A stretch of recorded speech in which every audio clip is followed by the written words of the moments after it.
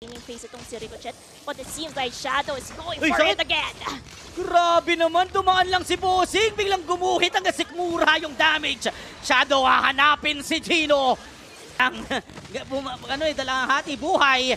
Ito na yung labanan, one-on-one, Jungler, part 2. And Shadow pops out Gino doon sa Lethal Ignition. Papasukin naman sa gitna mga kaibigan ng OXM, mga miyembro ng Flare. Duguan kagad with the yin-yang overturn. Etong si Raza, babalik si Shadow. Maglilinis ng trabaho, nadaanan lang si Raza. At muling pinalikan doon sila Amboy.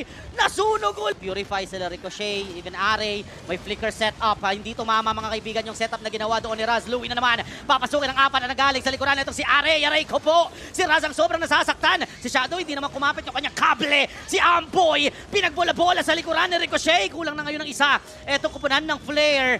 Si Raz ay patuloy pa rin nakatindig. Pero hanggang doon lang sila. Si Ray ngayon ay papalag nakalipad.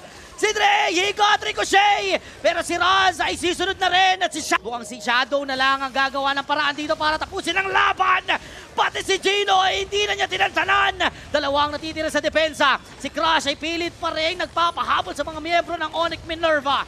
At ito na, baka ito na yung magiging katapusan ng Flare Esports dahil